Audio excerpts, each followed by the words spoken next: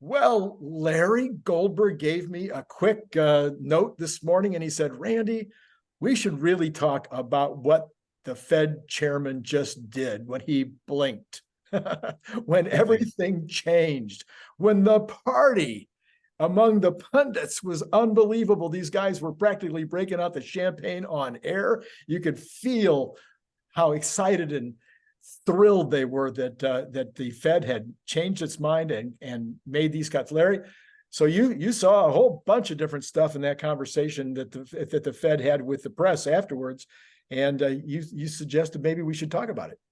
Yeah, because he definitely gave a lot of steer that we haven't done this before because it was kind of all the same. Yes. But Powell has definitely switched. As he switched, just, I don't know, 6 months ago, or was it 8 months ago? No, it was more. September. Over a year, I think. Yeah, it was September last year. When he switched so dramatically from transitory to oh my God. Yeah, right. So we're at another moment like that, and the market is being very festive about it. I think somewhat prematurely, but it's being very festive. And Randy called it at 250, and we're at 250, and congratulations.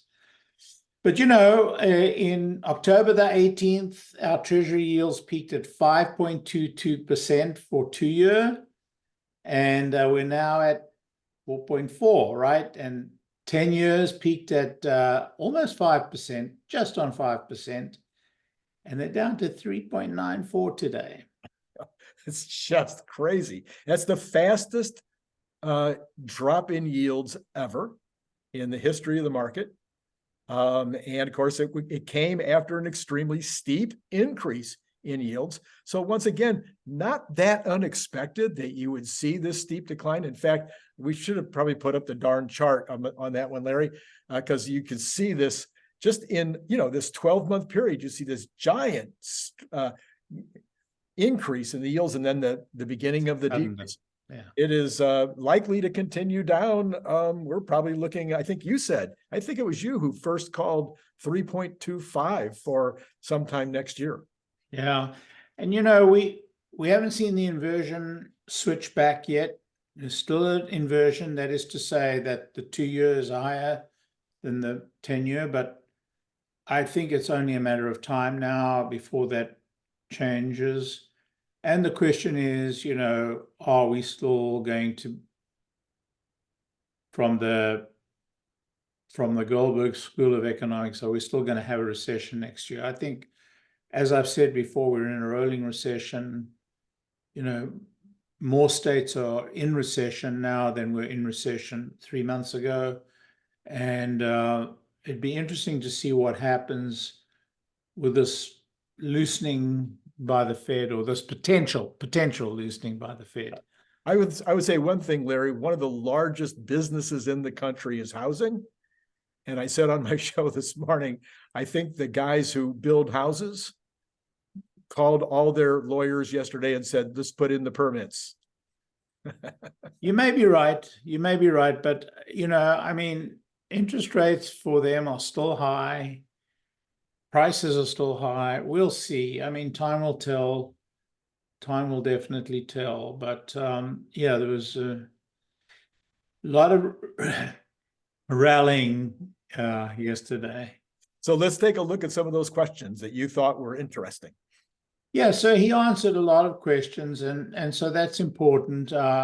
He explicitly said that the FOMC, sorry guys, I have to tell these guys I'm busy. He explicitly said that the FOMC discussed rate cuts at their meeting. Now, he's never said that before. He hasn't said that I don't think he's ever said that, actually. Well, actually, last month, at the same question and answer, he says, no, we didn't discuss it at all. We didn't discuss that at all, yeah. Yeah, and he said that they hadn't reached any conclusions, and he said, what does the word any mean? He said that in determining the extent of any additional policy firming that may be required. So, it's an acknowledgement that we're likely at the peak of rates for the current cycle. Right. And then, a journalist asked him, does that, are the financial markets actually doing your work for you? And, his answer was, look, we can only do what we can do. Or, something in that regard. But I thought that was a major change, Larry, because last month he was encouraging the financial markets to do the work that they couldn't do. Yeah. He says, okay, we feel we can't raise anymore, but maybe the financial folks will do it for us. Now, all of a sudden he says, well, we can't really do more than we can do. And and he's concerned. Yeah, but in the past, he'd said that financial markets were being too aggressive. Right. He didn't say that this time. Right. And he didn't fight back on it when the question was asked. Exactly. And that seemed to be the number one things that the punditry afterwards, they seemed to zero in on the fact he could have said, if those rates continue down, we're going to have to step in again. He did not fight back. Didn't fight back. In fact, several people asked about, that now the sort of projections are talking about a Fed cut of 75 basis points next year, which is more than the September estimate of 50 basis points. And, he said, there has been broad progress on inflation, so it's justified. He said that reduced inflation pressures really allow us to be more even-handed and consider, employment just as we've been considering inflation, because they have the employment mandate and they have the inflation mandate. And so they have to balance the one against the other. And he's constantly been talking about the inflation. Now he's turning his attention as much to, he can start turning his attention as much to the employment side. And then one journalist said to him that, you've admitted that you were a little bit behind the curve on raising rates to tame inflation, and how are you going to avoid that error on the other side of the coin? And he said, look, there's a risk of hanging on too long, and we don't want to make that mistake. He said they still want to see inflation continue to decline. And he said, we can't wait until we get to 2% in order to loosen up. So, the talk is much, much more on the loosening side than it is on the tightening side. Now, Larry, that one was a really important one for me because it was like people, I think, were thinking prior to this meeting that the Fed chair and the Fed group, they were all sitting there going, well, we're not going to loosen until we get to 2%. But that would be ridiculous, because if you've got a trend line like this with disinflation and maybe even deflation on the way, and then all of a sudden one day you wake up and say, well, we're at 2%, we're going to change all of our policies, that trend line is going to continue down into the 1% or even negative. And so I'm not sure why people thought ever that he was going to wait till we got to 2% before he would even have the conversation. Well, because he's been so aggressive in the past. I think that's the underlying. And, a lot of people pressed him, and what happens if things reverse and inflation starts going up again? And he said, growth is not the problem. Right. It's only if growth is accompanied by inflationary pressures that that it becomes of concern. So simply because the economy starts growing again is not in itself an indication of inflation increasing. Right. We watch inflation, not growth, from the perspective of money supply. Right. Because we've seen periods before. You pointed out in the green room beforehand, we just had a period in the teens where we had good growth without inflation. We also had a period from 1984 to almost 2000 where we had amazing growth without inflation. So that was not necessary. Yeah. Yeah, so you can achieve, very high levels of growth without inflation, and it's just, a question of, is the working population increasing in number, and is the working population increasing in productivity? Exactly. My number, productivity.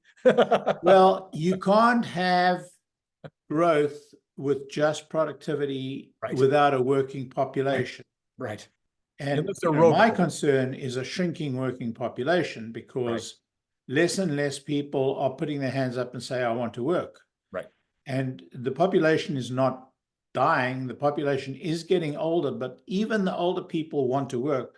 So I think that there's a risk on that side. And then finally, people wanted to know what were different now from before, and how difficult it's going to be to get that last 2%. And he said that the problem of the last 2 years and how it's different from the past was driven by both a greater demand and a lower supply. And the Fed could only, provide some help towards that. I mean, that's been my point all along, that, Yes. I think the Fed is almost not applicable here. You have to normalize demand and supply. And he acknowledged that, that last point is going to be difficult, but, so far, he said the process has been straightforward. He kind of minimized that as an issue. And he was asked about whether the neutral rate, that's 2% rate, has increased. There was some talk about, well, maybe 3% is also okay. And he was kind of non-committal on that. He said it was, too early to tell. Right. He didn't dismiss that, by the way. He didn't dismiss it. Larry, And go ahead. he also said that, the US elections aren't going to play any role, that, he couldn't understand. He was asked about whether US consumer confidence was low, even with the strong economic data. And he said price levels are still higher than a few years ago, and that's hurting people. And the biggest surprise this year was that there was no US recession. He and Janet Yellen are at idem on this. They agree with each other. But he doesn't guarantee 2024. Right. And I worried, Larry, because, all of a sudden, every single, the Fed, Janet Yellen, all the punditry, everybody has thrown out any idea, any thought that there's going to be a recession next year. That may be the time for me to start thinking maybe there is going to be one, but I don't. Well, the market's discounting it. The market is reacting very strongly to the news of yesterday.